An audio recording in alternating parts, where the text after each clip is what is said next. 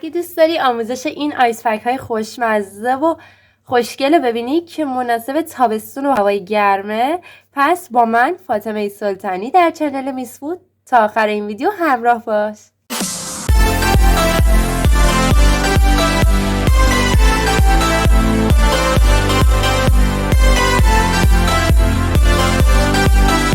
سلام دوستان و همراهان همیشگی به این آموزش از میس فود خیلی خوش اومدین. با توجه به اینکه هوا دیگه داره گرم میشه و تابستونم نزدیکه، انسان احتیاج داره به خوراکی‌های خنک و بستنی‌ها و انواع اقسام نوشیدنی‌ها.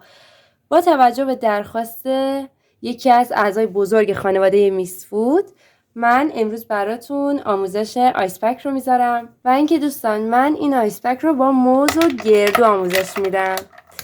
شما میتونید به جای گردو از هر مغزیجات دیگه استفاده کنید و به جای موز هم از هر میوه دیگه استفاده کنید. بریم که درستش کنیم. خب دوستان، توی اولین مرحله موزامون رو خرد میکنیم، مقدارش رو برای مواد مخلوط آیس پک استفاده میکنیم و مقدارش رو هم برای تزیین.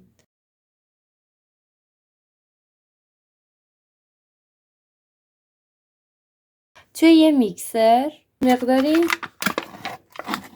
بستنی بریزید. برای هر لیوان نصفش رو بستنی بریزید.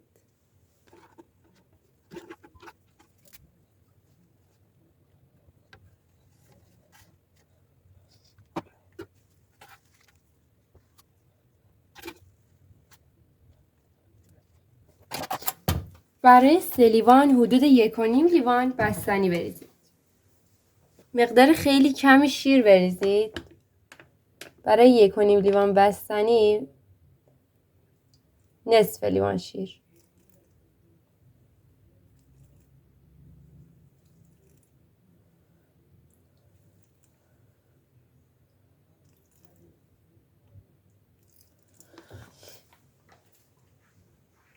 نصف 2 تا موزتون رو هم بریزید داخلش.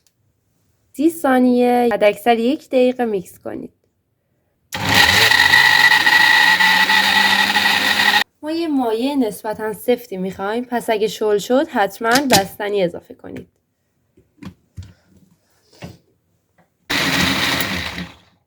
اگه مایعتون غلیظ بود به این غلیظت اوکی دیگه، باید بذاریدش کنار.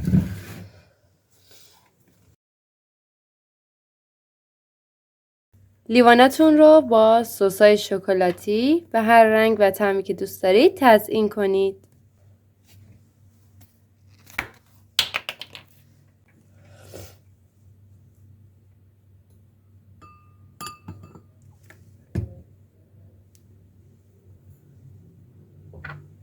اگه دوست دارید که حالت زیبا و شکلش رو حفظ کنه، پس بهتره بذارید توی فریزر یکم.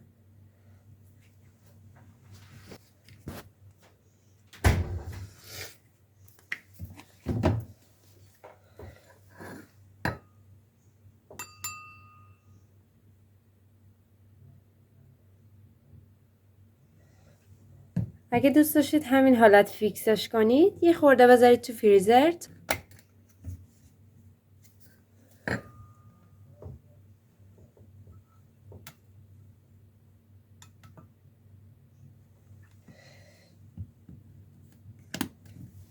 خب دوستان، من لیوان هام رو گذاشته بودم داخل فریزر و الان میریم برای تزیین اولیش. مقداری موز بریزید کف لیوانتون. بعدش هم یکم گردو بریزید.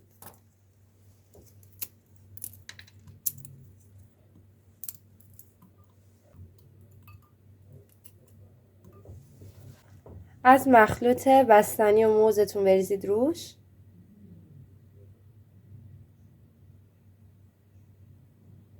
روش یکم دیگه گردو بریزید.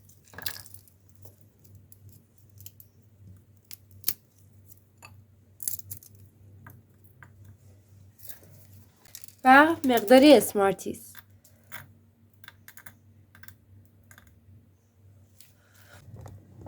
روش دوباره از همون مخلوط بریزید تا جایی که پر بشه.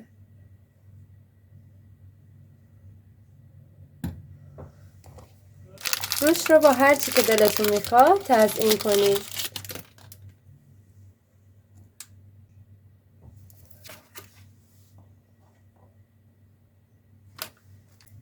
مقداری هم از این چیپس های رنگی روش میریزم.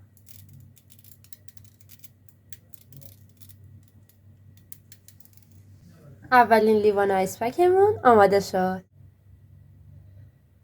میریم سراغ لیوان شکلاتیمون و همون مراحل رو تکرار میکنیم. چند تیکه شکلات گذاشتیم و حالا آیس پک های ما آماده است. چون من خودم عاشق شکلاتم، به شخصی یه تیکه شکلات دیگه هم روی این شکلاتی اضافه میکنم. خب دوستان، آیس پک های ما هم آماده شد. امیدوارم تو این هوای گرم درستش کنید و از خوردنش لذت ببرید.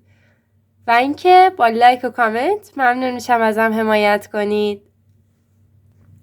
هر سوالی که راجع به این آیس پک و این دستور داشتین میتونید تو کامنت ها ازم بپرسید و حتما سریع جوابتون رو میدم.